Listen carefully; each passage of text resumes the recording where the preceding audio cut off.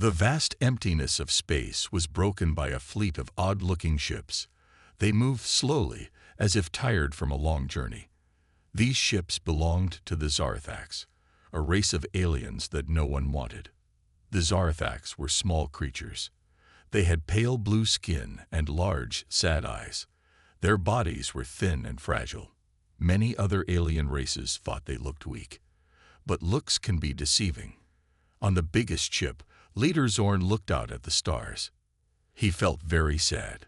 Just a few days ago, his people had a home. Now, they were lost in space. Zorn remembered how it all started. The Zarthax lived on a beautiful planet called Axar. It had purple skies and silver trees. The Zarthax were happy there. They didn't fight wars. Instead, they loved art and learning.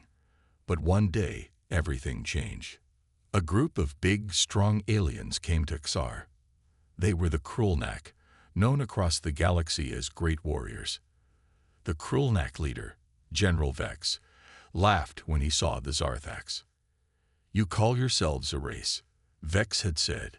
"You're too weak to be part of the galaxy." Zorn tried to talk to Vex. He showed him Zarthax art and books. But Vex didn't care. He wanted strong allies who could fight. The Zarthax were not fighters. The Krulnak left Axar, but they told other alien races about the Zarthax. Soon, more aliens came to see. They all said the same thing. The Zarthax were too weak. Some aliens were not mean like the Krulnak, but they still thought the Zarthax were useless. "What can you do?" they asked. "You can't fight. You can't help us. You're taking up space." Zorn and the other Zarthax leaders tried to show their worth. They offered their knowledge and art, but the galactic community didn't want these things. They wanted weapons and soldiers. One day, a big meeting was held. All the important alien races came. They talked about the Zarthax. Zorn spoke for his people. He begged them to understand. But in the end, the other aliens made a cruel choice. The Zarthax must leave their planet, they said. They are not worthy to be part of our galactic community. Zorn couldn't believe it. How could they kick out a whole race? But the decision was final. The Zarthax had to go. For days, the Zarthax packed their things. They cried as they left their homes. Their beautiful planet would now belong to stronger races. It wasn't fair, but they had no choice. Now, here they were, lost in space. Zorn felt the weight of his whole race on his shoulders. Where could they go? Who would take them in? Then Zorn's assistant, Mira, ran in. She looked excited. "Leader Zorn," she said, "I found something." Mira showed Zorn a star map. She pointed to a small blue planet. "It's called Earth," she said. "The galactic community ignores it. They think humans are too primitive." Zorn looked closely at Earth. Could this be their chance? Maybe these humans would understand. Maybe they knew how it felt to be called weak or primitive. "Set course for Earth," Zorn said. He felt a small spark of hope. Maybe, just maybe, they could find a new home there. As the Zarthax fleet turned towards Earth, Zorn made a silent promise. He would do anything to protect his people. They might be called weak, but their spirit was strong. Somehow, they would survive. And maybe, one day, they would show the galaxy just how strong they really were. The journey to Earth would be long. But for the first time in days, Zorn felt something besides sadness. He felt hope. Whatever waited for them on that small blue planet, it had to be better than the rejection they'd faced. The Zarthax were going to Earth, and they were ready for whatever came next. The blue planet grew larger in the view screens of the Zarthax ships. Earth, with its swirling white clouds and vast oceans, looked beautiful and peaceful. But looks could be deceiving, as the Zarthax knew all too well. Leader Zorn stood on the bridge of the main ship, his large eyes fixed on the approaching planet. "Slow down," he ordered. "We don't want to scare them." As the Zarthax fleet entered Earth's orbit, they didn't know that they had already been spotted. Deep in a secret underground base, a group of humans stared at their radar screens in disbelief. "Sir, you need to see this," a young technician said, her voice shaking. The base commander, a stern man named General Thompson, leaned over her shoulder. His eyes widened as he saw the blips on the screen. "Are those ships?" he asked. "Yes, sir," the technician replied. "And they're not ours." Within minutes, the news spread. Phones rang in government offices. Emergency meetings were called. All around the world, people looked up at the sky, wondering what was happening. In New York, a hot dog vendor named Joe was the first to spot them. He was arguing with a customer about change when he saw something strange in the sky. "Hey, look at that," he shouted, pointing up. People on the street stopped and stared. There, high above the skyscrapers, were strange shapes unlike any aircraft they had ever seen. Phones came out, social media exploded, and within an hour, the whole world knew. Aliens had come to Earth. Back on the Zarthax ship, Zorn and his advisors were trying to decide what to do next. They had come this far, but now they were nervous. What if the humans rejected them too? "We should send a message," suggested Mira, Zorn's assistant. "Let them know we come in peace." Zorn nodded. "You're right. But how? We don't know their language." Just then, a young Zarthax named Lex spoke up. He had been studying Earth's transmissions during their journey.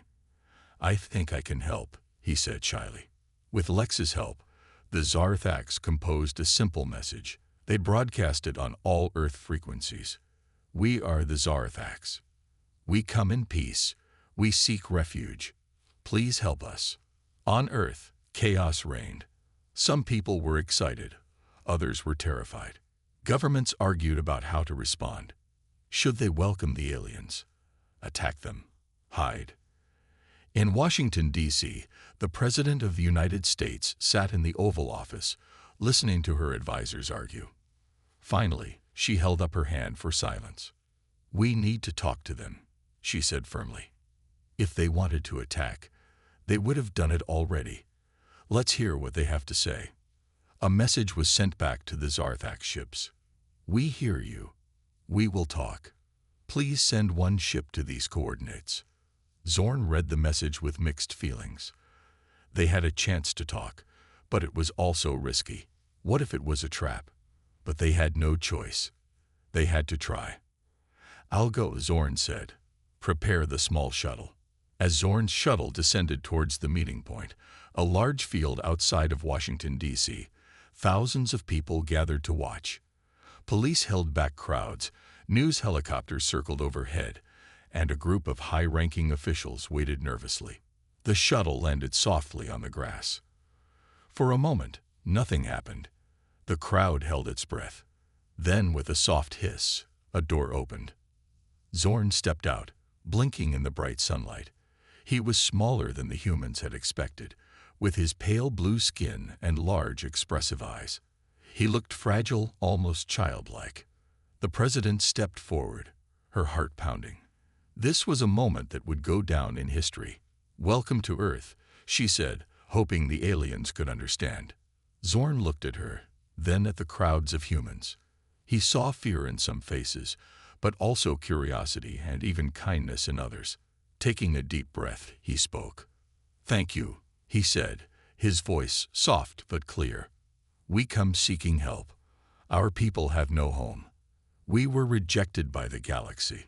We hope you will be kinder." As translators rushed to interpret Zorn's words, a murmur ran through the crowd.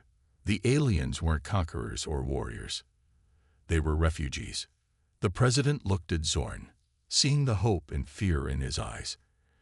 In that moment, she made a decision that would change the course of human history. "Let's talk," she said, gesturing towards a nearby tent. "Tell us your story. We're listening." As Zorn followed her, he felt a glimmer of hope.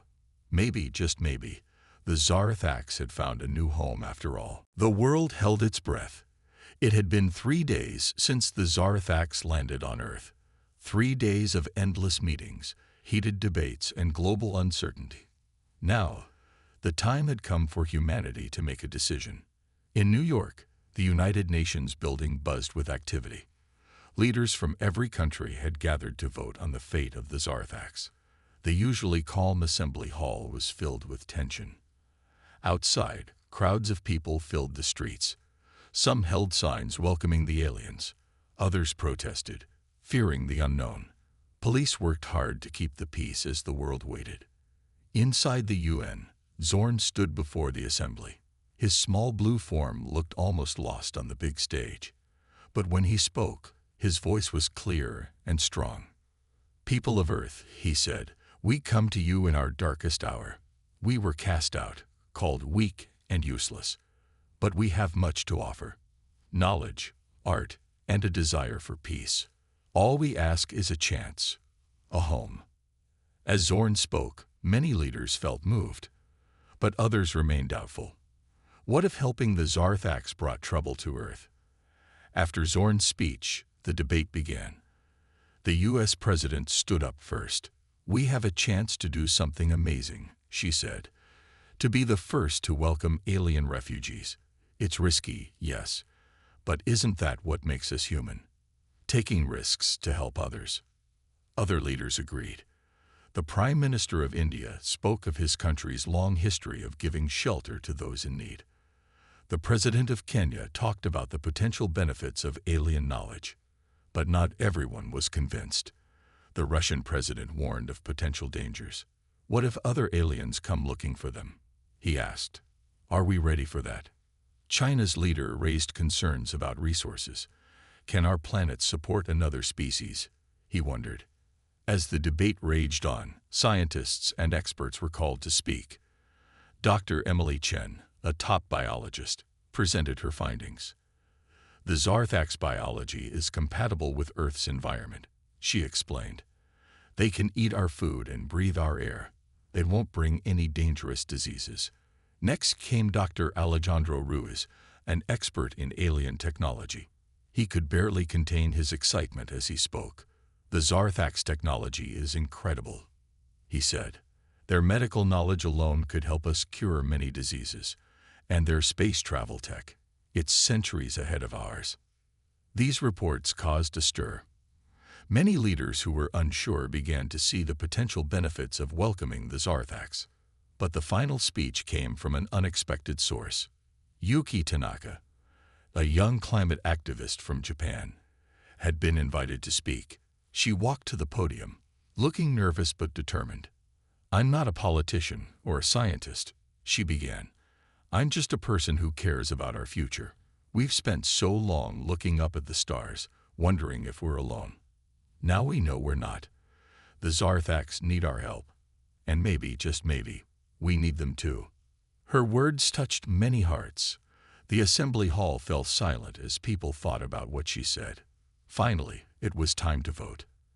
The tension in the room was thick as each country cast their vote. It was close, very close.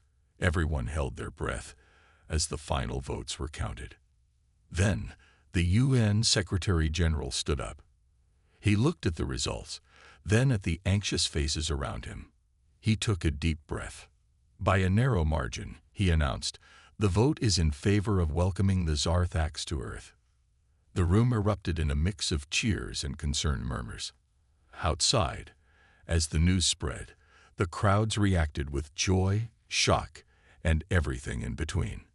Zorn, who had been waiting nervously, felt overwhelmed with relief. Tears filled his large eyes as he realized his people had found a home. The U.S. President walked over to him, smiling. "Welcome to Earth," she said, extending her hand. "We have a lot of work ahead of us, but we'll face it together." As Zorn shook her hand, he felt a wave of gratitude. The Zarthax had been rejected by the galaxy, but they had found acceptance on this small blue planet. The decision was made. Now, the real challenge would begin. Humans and Zarthax would need to learn to live together. It wouldn't be easy, but as Zorn looked at the mix of excited and nervous faces around him, he felt hopeful. A new chapter in Earth's history had begun. and no one knew quite what to expect. 6 months had passed since the Zarthax arrived on Earth. The world had changed in ways no one could have imagined. In New York City, a Zarthax family moved into an apartment building. Their neighbor, Mrs. Rodriguez, watched with curiosity. "Welcome to the building," she said, offering a plate of cookies. The Zarthax looked confused but grateful. They didn't know what cookies were, but they appreciated the kindness. All over the world, scenes like this played out. Humans and Zarthax were learning to live side by side. It wasn't always easy, but many were trying their best. In a small town in Japan, a Zarthax child named Zix attended school for the first time. The human children stared at first, but soon, Zix was joining in their games. By lunchtime, he was teaching his new friends Zarthax hand games. But not everyone was happy about the new arrivals. In London, a group of protesters marched down the street. They carried signs that read "Earth for Humans" and "Send them back." The police watched closely, making sure things didn't get out of hand. Meanwhile, in a lab in California, Dr. Emily Chen worked late into the night. She and her Zarthax colleague, Vex, were studying Zarthax biology. "This is amazing," Dr. Chen said, looking through a microscope. "Your cells can repair themselves so quickly." Vex nodded. "Yes, but we don't know why. That's why we never realized it could be useful." Their research was just one of many collaborations happening around the world. Humans and Zarthax were working together in science, technology, and even art. In Paris, a joint art exhibition opened. Human and Zarthax artists displayed their work side by side. The strange, beautiful Zarthax art fascinated human visitors. At the same time, Zarthax were amazed by human creativity. But it wasn't all smooth sailing. In a small town in Texas, tensions were running high. A group of locals didn't want Zarthax moving in. They protested outside the town hall every day. The mayor, a kind woman named Sarah, tried to calm everyone down. "They're not here to cause trouble," she said. "They're refugees, just looking for a safe home." One day, a young boy fell into a deep well outside the town. The human rescue team couldn't reach him, but a Zarthax happened to be nearby. With their small, flexible bodies, they could easily fit into the well. Without hesitation, the Zarthax climbed down and saved the boy. After that, attitudes in the town started to change. People began to see that different didn't mean bad. It could even be helpful sometimes. In Washington, D.C., world leaders met again. They were discussing the challenges of integrating the Zarthax. "We need more housing," one leader said. "And jobs," added another. "And we need to protect them from discrimination," a third pointed out. Zorn, now an official representative for his people, listened carefully. "We want to contribute," he said. "We can work. We can help. Just give us a chance." The leaders nodded.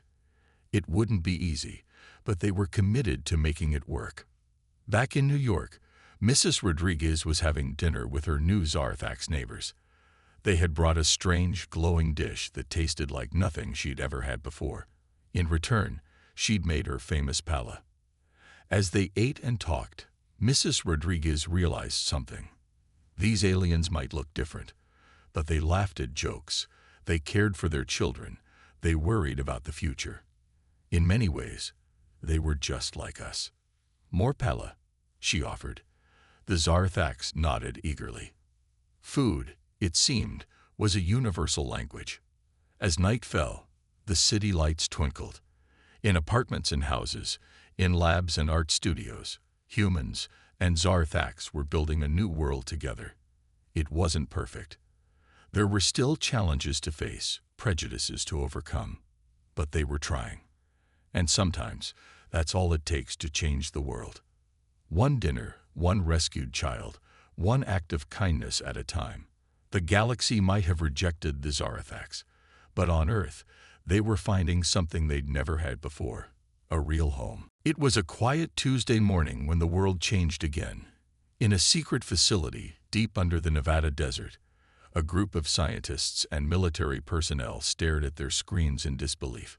"Sir, you need to see this," a young technician said, her voice shaking. She pointed to a blinking dot on the long-range scanner. General Thompson leaned in, his face grim. "Is that what I think it is?" The technician nodded. "Yes, sir. A large fleet of ships. And they're not Zarthax." Within hours, the news spread to world leaders. An emergency meeting was called at the UN. Zorn, now Earth's official Zarthax representative, was there too. His usually calm face was filled with fear. "I was afraid this might happen," Zorn said, his voice barely above a whisper. "They found us." The UN Secretary-General looked at him, concern etched on his face. "Who has found you, Zorn?" Zorn took a deep breath. "The Krulnak, the warrior race that first rejected us. They lead the Galactic Council, and they don't like unfinished business." As if on cue, every screen in the room lit up. A face appeared, large, scaly, with fierce eyes. It was General Vex of the Krulnak. "People of Earth," the alien's voice boomed. "We are the Krulnak, leaders of the Galactic Council. You have something that doesn't belong to you. The weak ones, the Zarthax." The room fell silent. Everyone held their breath as Vex continued. "We gave them a choice. Leave or be destroyed. They chose to leave. But they were not supposed to find refuge, especially not with a primitive race like yours." The U.S. President stood up, her face defiant. "The Zarthax are under our protection now. They're our friends." Vex laughed, a harsh sound that sent chills down everyone's spine. "Friends? With those weaklings? You don't know what you're dealing with, humans. Here's our demand. Hand over the Zarthax, or face the consequences." The transmission cut off. The room erupted in chaos. Leaders argued, some wanting to give in to the demands, others refusing to abandon the Zarthax. Amidst the noise, a small voice spoke up. It was Dr. Emily Chen, the scientist who had been studying Zarthax biology. "Wait," she said. "We can't give up. The Zarthax aren't weak. They're different, and different can be strong." All eyes turned to her. She explained her research, how Zarthax cells could repair themselves incredibly fast, how their small size allowed them to do things humans couldn't. "We've barely scratched the surface of what they can do," she finished. The room fell silent again, but this time in thought. The Russian president spoke first. "She's right. We've learned so much from the Zarthax already, and they've become part of our world. We can't abandon them now." One by one, other leaders nodded in agreement. The decision was made. Earth would stand with the Zarthax. But now they faced a new problem. How could they possibly fight against an advanced alien race? That's when an unlikely hero stepped forward. Jake, a 16-year-old gamer from Australia, had an idea. "What if we use video games?" he suggested. Everyone looked confused. Jake explained, "In games, we often beat stronger enemies by being clever, not just strong. Maybe we can do the same thing here." To everyone's surprise, military leaders loved the idea. They immediately started working with gamers and Zarthax to create battle strategies. Meanwhile, in cities around the world, humans and Zarthax came together. They built shelters, organized supplies, and prepared for whatever might come. The threat had brought them closer than ever. In a small town in Brazil, a human family invited their Zarthax neighbors to stay with them. "We're stronger together," they said. Similar scenes played out all over the planet. As night fell, Zorn stood on a balcony, looking up at the stars. The Krulnak were up there somewhere, getting closer every second. But for the first time in his life, Zorn didn't feel afraid. He turned to look at the city behind him. Lights twinkled in windows. In those homes, humans and Zarthax were eating together, laughing together, planning together. They were no longer two separate species. They were Earth's people, united. A shooting star streaked across the sky. In the old days, Zorn would have wished for a home. Now he wished for strength, not for himself, but for this strange, wonderful planet that had taken in his people when no one else would. The Krulnak were coming, but Earth was ready. Together, humans and Zarthax would face whatever came next. The galaxy had called them weak. Now, it was time to show just how strong they could be. The clock was ticking. The Krulnak fleet would reach Earth in just 3 days. In every corner of the planet, humans and Zarthax were working together, preparing for the fight of their lives. In a large warehouse in Tokyo, an unusual scene unfolded. Hundreds of gamers sat at computers, their fingers flying over keyboards. But they weren't playing games. They were running battle simulations. Jake, the Australian teen who had suggested using gaming strategies, walked between the rows of computers. He stopped at one where a human girl and a Zarthax were working together. "How's it going?" Jake asked. The girl, Maria, looked up with a grin. "We just beat the sim again. The Krulnak ships are big and strong, but they're slow. If we use lots of small, fast ships, we can confuse them." The Zarthax, Zix, nodded excitedly. "Yes, and if we add in some of our cloaking technology, they won't know what hit them." Jake smiled. This was exactly what they needed. Human creativity combined with Zarthax tech.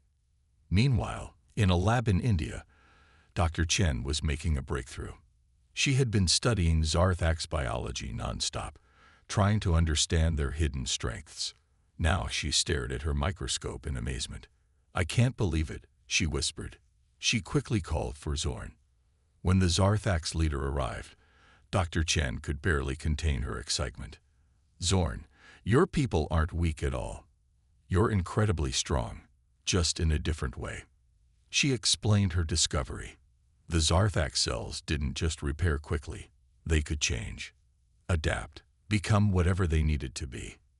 In the right conditions, Dr. Chen said, a Zarthax could theoretically breathe underwater, withstand extreme temperatures, even become almost invisible. Zorn was shocked. "But we never knew this.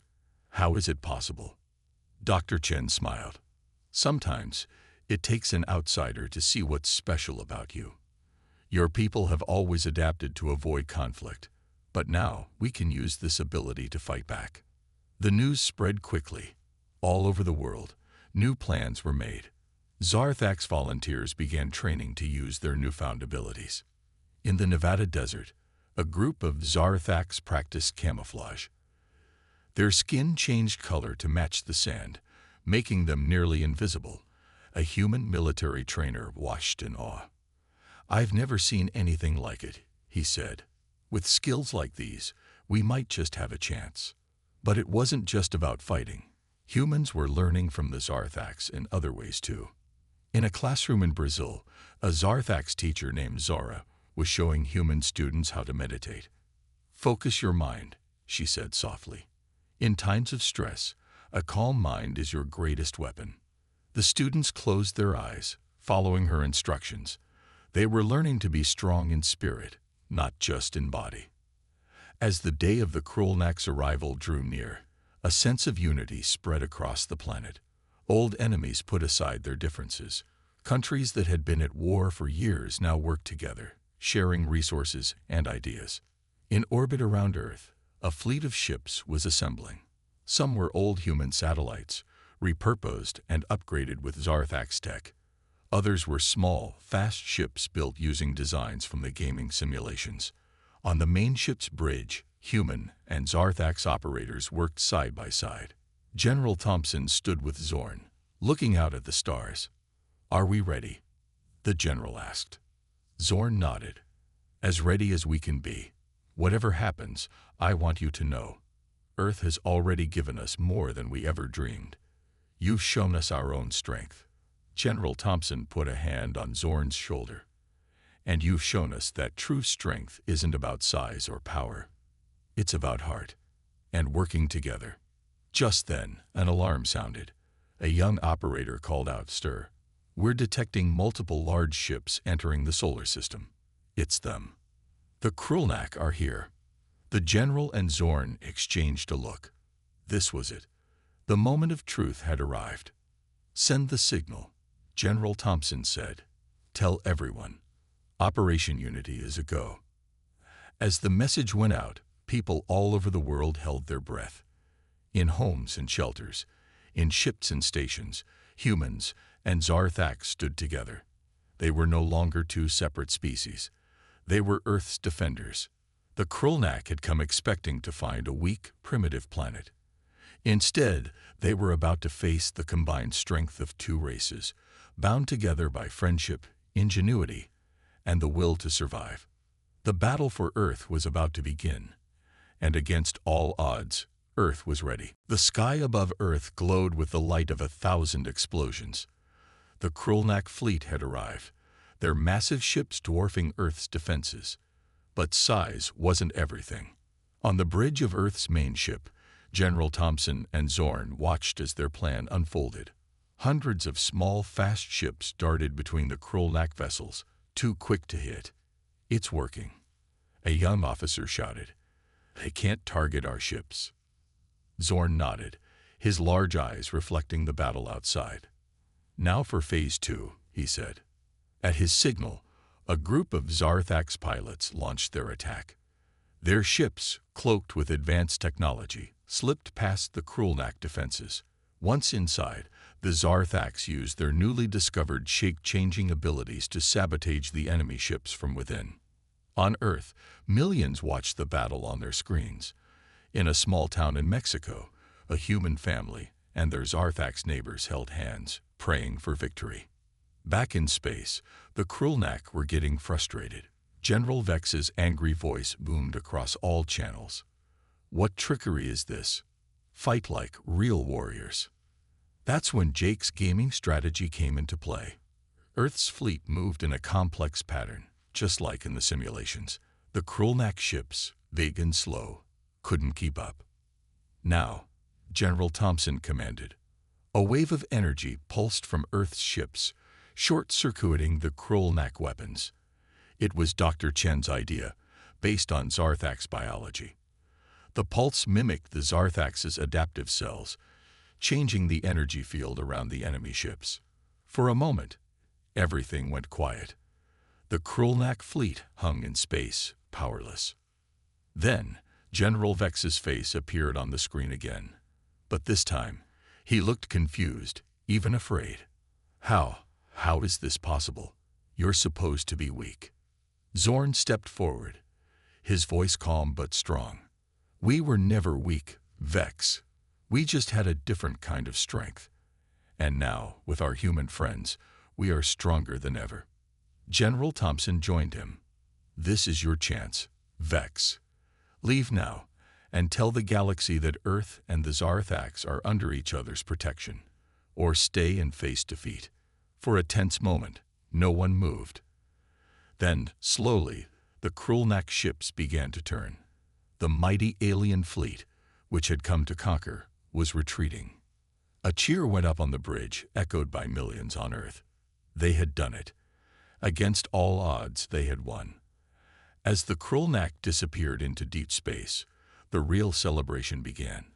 All over the world, humans and Zarthax poured into the streets, hugging, laughing, and crying tears of joy. In New York, Mrs. Rodriguez danced with her Zarthax neighbors. In Tokyo, the gamers who had designed the battle strategy high-fived their alien friends.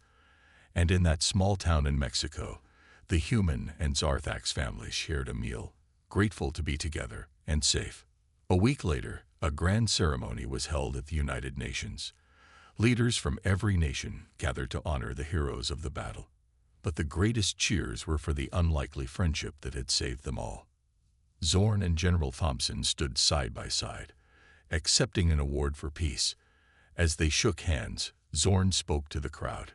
"When we came to Earth, we were rejected by the galaxy, called weak and useless. But you humans saw something in us that even we couldn't see. You gave us a home, and in doing so, you helped us find our strength." General Thompson nodded. "And you Zarthax taught us that true strength isn't about muscles or weapons. It's about kindness, adaptability, and working together. As they spoke, news came in from across the galaxy. Other races, inspired by Earth's victory, were standing up to the Krulnak. The balance of power was shifting. A new era of peace and cooperation was beginning. Back on Earth, life was changing too. Zarthak's culture was blending with human culture in beautiful ways. Alien art hung in museums next to human masterpieces. Zarthak's meditation techniques were taught in schools alongside human subjects. And in universities around the world, a new subject was becoming popular: xenodiplomacy, the art of making friends across the stars. As the sun set on this new Earth, Zorn stood in a park, watching human and Zarthak's children play together. A small human girl offered her toy to a Zarthak's child, who smiled shyly. Zorn felt a warmth in his heart. The galaxy had rejected them, but in doing so, it had given them the greatest gift of all: a true home. A place where being different wasn't a weakness, but a strength. The human phrase came to his mind, and he smiled. Humanity. Fuck yeah, indeed.